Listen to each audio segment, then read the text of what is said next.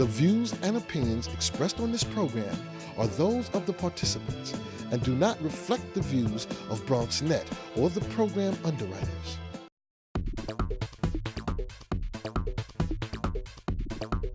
BronxNet. Your voice, your views, your vision.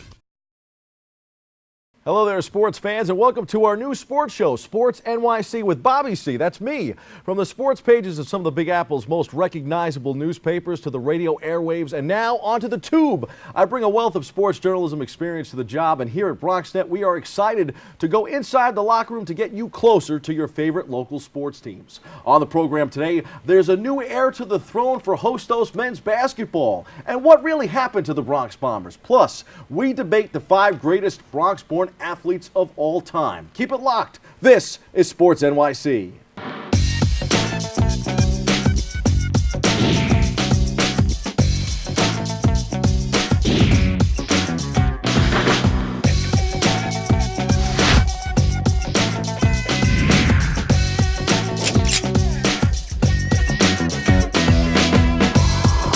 On the set, the doctor's making house calls. We welcome new Hostos men's basketball coach, Dr. Jody King, to the show, the very first guest on the program. Thank you for having me. Much appreciated.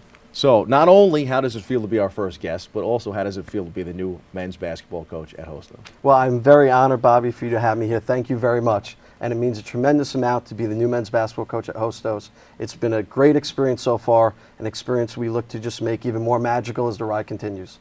Jody, the team made a lot of strides last year, ended up above 500. What can fans in the Bronx expect from the Caymans in 2011-12? You're putting a little bit of pressure on us, but it's okay. We have some student athletes that unfortunately no longer with the team, but we do have some returners in Gary Anderson, Wendell Appleton, Brian Morrison, Gene Check Suma. So we do have some of the core that's back from last year, and we added some new student athletes that we think can really help us out tremendously. So we look to build upon the tradition that's Hostos and get back to the days when Hostos was winning national championships. Not too long ago. Not too long ago at all. Tell us a bit about your roster. I know you have some guys on the team that are from the Bronx, but you got a lot of New York City talent, and you've done a really good job of adapting quickly to this recruiting process, kind of coming in late in the game. Well, when we got the job, it was middle to late summer. So we really had to go out and recruit every single day, every single night was spent being in gyms, whether it was Christ the King High School at midnight watching pickup games, or being in the park in the middle of Brooklyn at 11 o'clock at night, and really just getting after it and trying to see who was out there. We recruited about 25 student athletes in a little less than 6 weeks. So we were very proud of that. But the key piece really with us is just getting a lot of new guys in real quick and having them mesh together. So a lot of particular student athletes, Charles Jackson from the Bronx, Brendan Stoltz from the Bronx is another returner who we look for great things from, and just really bringing in guys together that I think we're going to have an exciting season. I'm hearing a lot about Mr. Jackson. Tell us a little bit more about him. Well, Charles Jackson is a transfer, and he unfortunately has 1 year with us, but he's an unbelievable student athlete. You know, back in my broadcasting days when I would say a dipsy-do for 2, I would be on the radio if Charles Jackson had the ball and dipsy-do for 2 and then some. He's got a tremendous amount of potential, just really an athletic student athlete that can really get up and down the court, finish at the rim, and then you mix him with Brandon Stoltz, who was second team All-Region last year in Region 15. We have a lot of good things going on. We're really excited. Has the recruiting process been a bit of a challenge just because, again, coming in late in the game? It has been a challenge because when you come in July, in August, and when you're meeting student athletes and you're meeting them out on the road, they've already spoken to numerous amounts of schools, and now here you are, and you really have to develop a relationship with that student athlete. And it's very important to show that you care and you trust them, and that basically by them coming to Hostos, they're going to get the best education, they're going to get the best athletic experience, and when you couple it, they're going to graduate and move on to a higher level. Take us through the process of you getting this gig, because I think it's great that you're back here in the Bronx again. Thank you very much. And you know, the funny thing was, you know, going out and being in radio and TV broadcasting last year, I had that itch to get back in. And I wanted to do anything to get back in. And I said to myself, when I go to sleep each night, I wanted to make sure that every night I put my head on that pillow, I did everything I possibly could do to be a college head coach again. And when the job opened up, I remember I've never done this before, Bobby, but I hand walked my resume into Miss Cascio. And I walked in, I introduced myself, and I was nervous as can be. I'll never forget it, probably the most nervous I've ever been in my life. And a couple of weeks later, I interviewed, and then luckily, as you have it, here I am, the new head men's basketball coach. So quite excited. I can't imagine why you'd be nervous. You have such an impressive resume in coaching, and that was one of the things I was hoping that we could talk about on the show today. You end up with a stop, Milford Academy, but then there's a couple of other places along the way that have really shaped your coaching resume. Tell us a little bit about that. Well, you talk about being nervous. Coming from a Jewish family, and Mom has definitely hammered in the guilt long and hard. So when you have that guilt mixed in, you get a little bit nervous, but there's nothing to be guilty about, like what you said. I do have an extensive resume. I'm very proud of what we've accomplished. Starting off at Milford Academy, 9 of our 12 student athletes went NCAA Division I.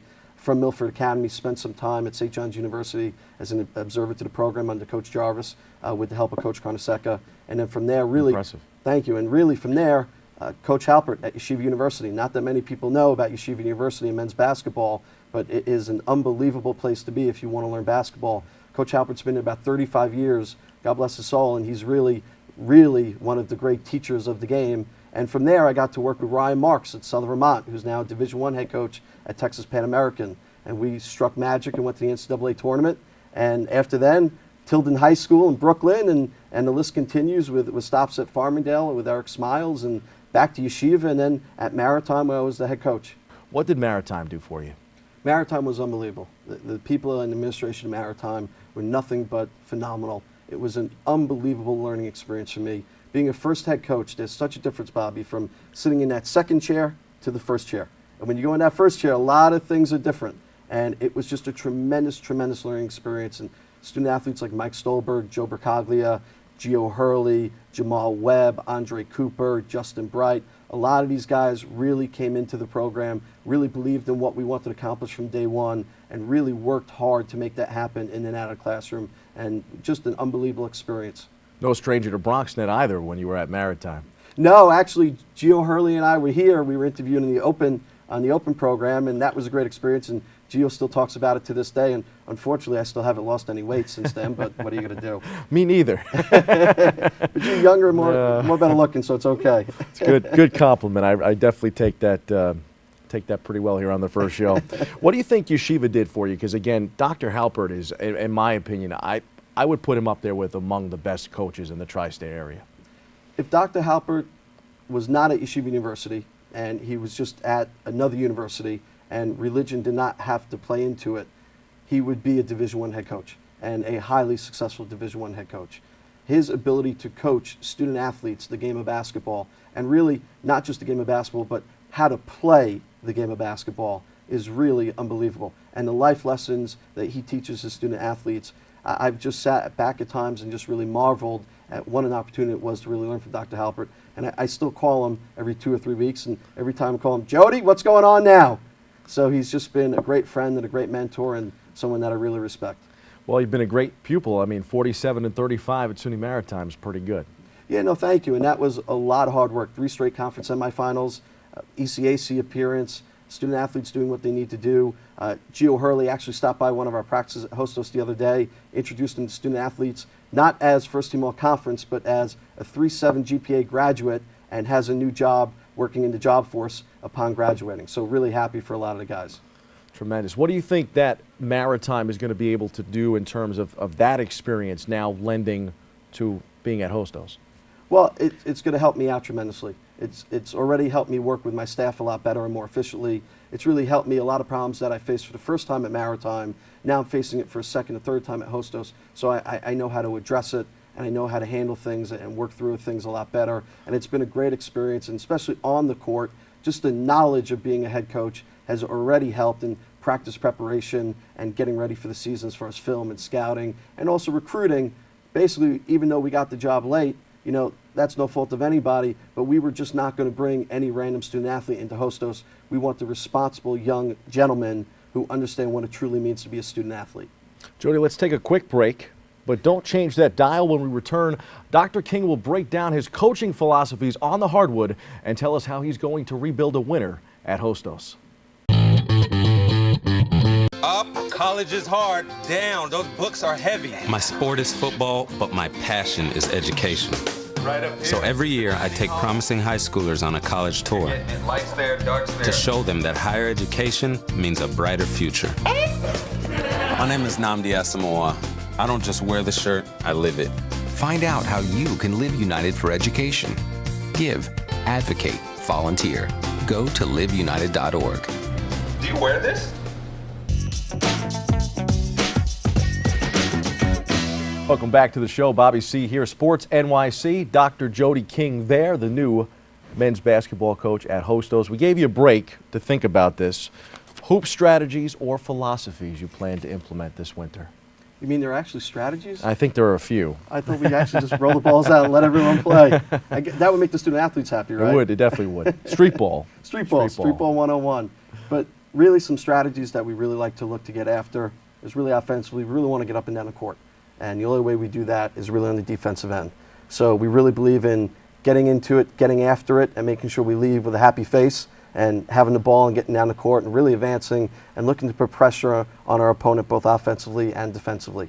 And offensively, not to come back to Coach Halpert again, but really teaching the guys a way to play the game of basketball and really look to team basketball, to really look to share the basketball, to really look to go backdoor, to really be patient, and to really get a lot of ball movement. And really basketball is like a fine piece of art when played properly.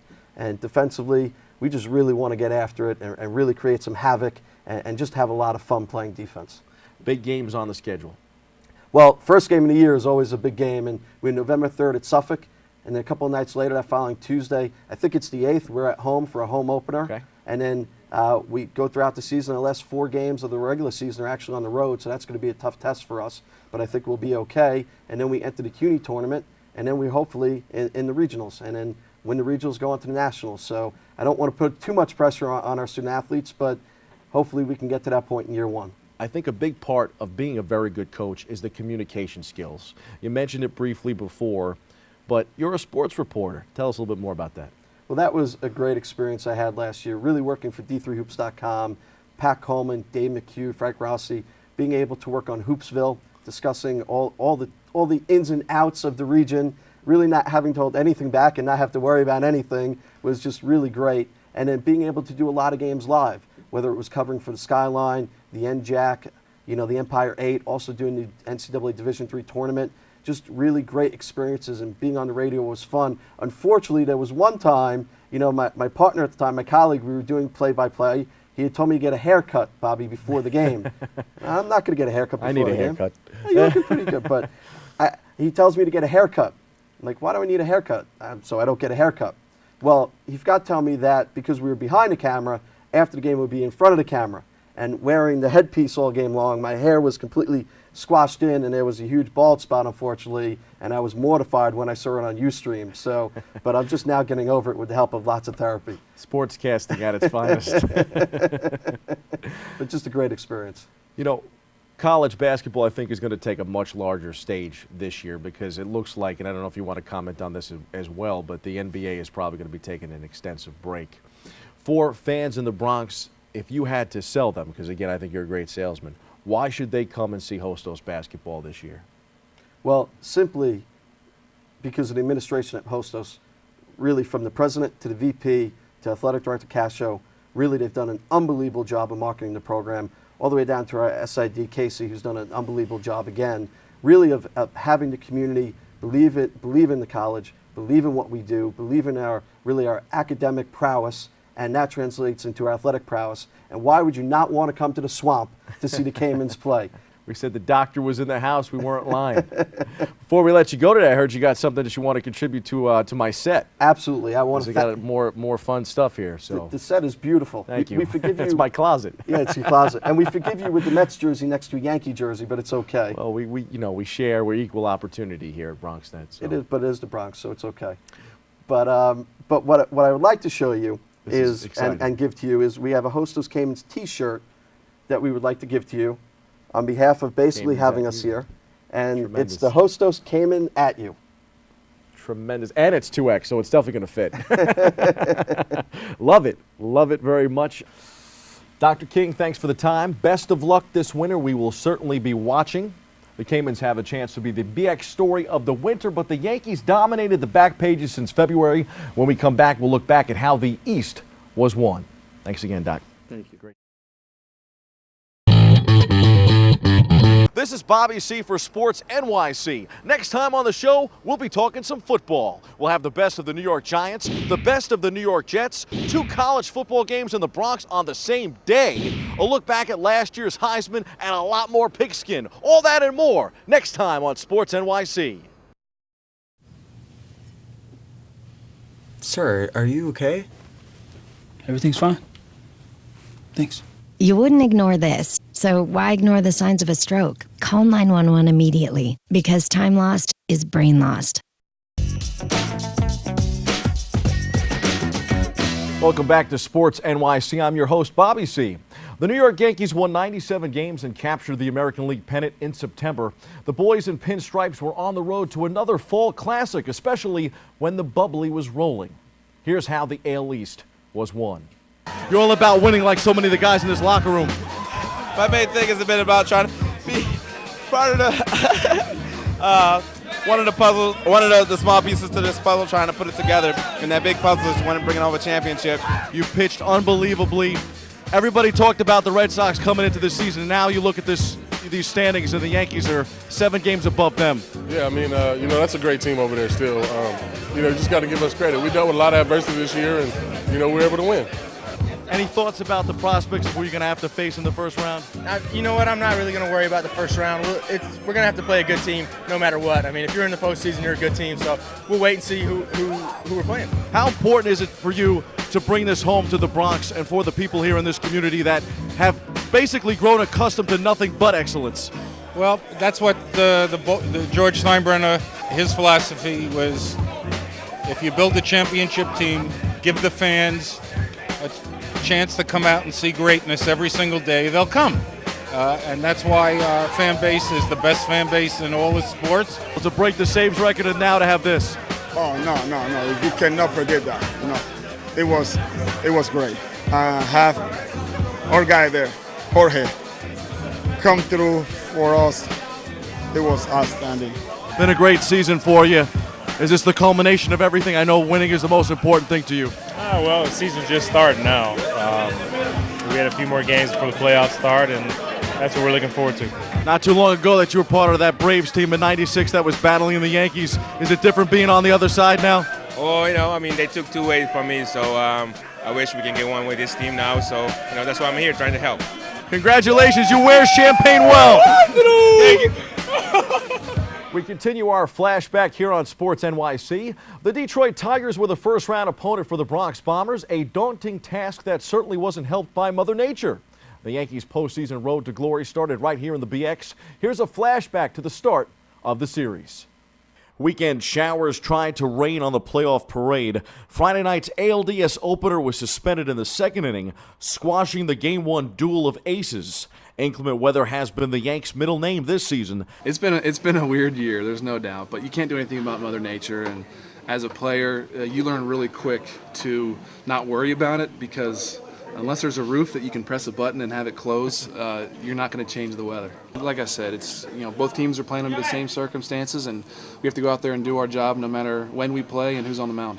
Don't be so sure, Tex. With the resumed game locked in a 1-1 tie, the Yankees capitalized on the absence of Justin Verlander in the rescheduled Game 1, taking the resumption 9-3. AL MVP candidate Robinson Cano had a night to remember. The All-Star second baseman blasted the Bronx Bombers' first postseason grand slam in nearly 12 years en route to tying a franchise playoff record with 6 RBIs. Cano backed rookie star Ivan Nova, who dazzled over 6 1/3 for the win. Yeah, Robbie's been doing it all year. Robbie's he's a tough out.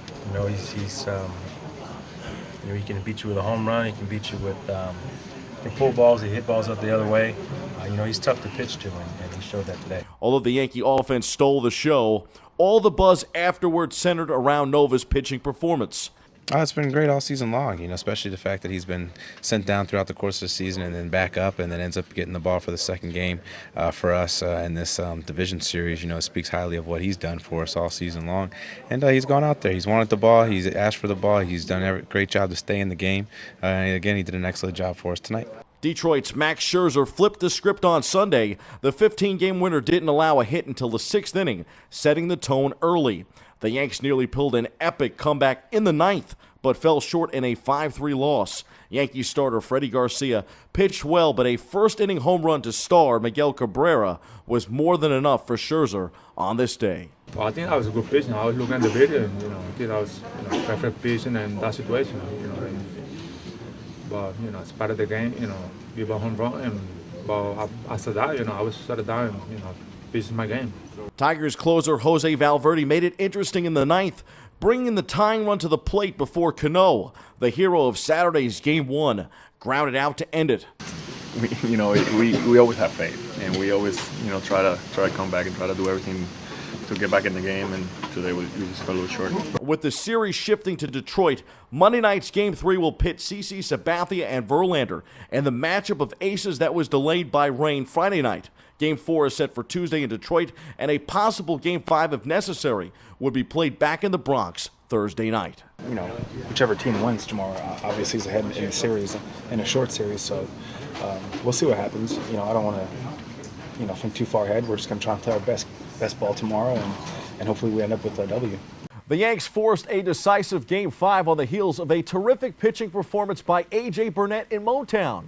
Was there any way the Yanks could lose with Ivan Nova on the hill in Game 5? Well, when you strand 11 runners and leave the bases loaded twice, including a big whiff by Alex Rodriguez to squash a late rally, in one word, yes. The Bombers' season came to a dramatic close in Game 5 as Detroit won 3-2. When the dust settled on the heartbreaking Game 5 loss, manager Joe Girardi addressed the media and provided his thoughts. We all know what the goal is here. We didn't reach our goal. That's the bottom line. Did we have some good things happen? Yeah. But collectively, we didn't reach our goal. And we go into spring training every year. And you talk about we go into the winter every year. The expectation is to win the World Series. And if you don't reach that, it's considered not getting your job done. That's baseball. And that's, the other team is paid to get us out. Sometimes I think we overlook that and think that a guy's always going to come through because of his name and what he's done. I thought they played hard all year long. I thought they gave us everything they got. And I thought they played like champions would play, even though we're not going to be champs this year. The Yankees will most certainly be making some changes this offseason, but all is not lost, Yankee fans. The future looks bright, especially down on the farm. We caught up with the future of the organization during spring training. Let's take a look back at the future boys of Pinstripe Summer. Many fans in the Bronx are a bit concerned about the Bombers heading into the season, but they shouldn't be. The future is now for these Yankees. Let's check in with the baby Bombers here in spring training.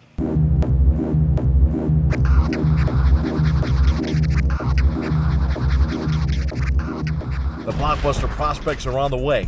Let's start with the battery of lefty ace Manny Benuelos and catcher Jesus Montero. Benuelos, a 20-year-old southpaw that Mariano Rivera calls the best pitching prospect he has ever seen, has drawn the greatest compliments from near and far, including that of one of the great lefties to don the pinstripes in years past. Manny Benuelos, this kid is just, he controls each side of the plate, and that's something it's a rarity. Behind the dish, the 21-year-old Montero appears to be heading to the Bronx right out of camp. The prized prospect, who is ranked number 1 in the Yankees minor league system and number 3 throughout Major League Baseball, has an impressive stroke behind the plate.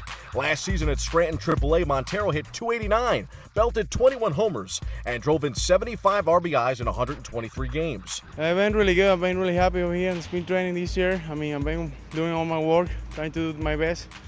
I'm trying to help the team every single time to win. I'm prejudiced to Monty because I had him last year, and for a guy that started out so slow, I told him by the end of the year how proud I was of him that he worked his way through things. He has a chance to be something special. He's a great kid. He's smart. He's intelligent. He's still young, and as soon as he understands some of the finer points of this game, boy, this kid can be a monster. Romine is considered a far better defensive catcher than Montero. Romine said he plans to do everything possible this spring to push the Yankees into a tough decision if it comes down to him and Montero for the final roster spot. How excited are you about the prospects of coming to the Bronx? That's always been a dream of mine, playing the big leagues, and to play on a stage like in New York, you know, it would be a dream come true. In addition to their wealth of catching prospects, the Yankees are high on several pitchers, not just Benuelos. The 22-year-old Betances, who attended Grand Street Campus School in Brooklyn, sat in the bleachers at 10 years old and watched David Wells throw a perfect game for the Yankees in 1998. How great is this experience to be in Yankee camp? It's definitely an honor being here with these guys that are, you know, you watch playing as a fan, and now to be there and share the field with them is an honor and a privilege, and I'm, you know, taking advantage every single day. It's great for the Yankees. It's a good future for them, and if these kids can dominate through the rankings, I mean, there's no the reason why they wouldn't be here, and, you know, these three kids are going to be here for a long, long time. When the Yankees were dispatched from the American League Division Series in 1995, fans were worried about a rookie shortstop named Derek Jeter and a roster that included a second-year righty reliever named Mariano and a second-year lefty named Andy Pettitte, not to mention a promising catcher on the bench named Jorge Posada.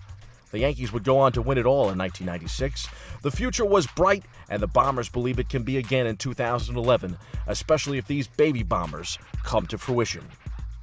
It's hard not to be excited about the Yankee prospects, isn't it? How about the 5 greatest Bronx-born athletes of all time? Let's hit the C-list and debate.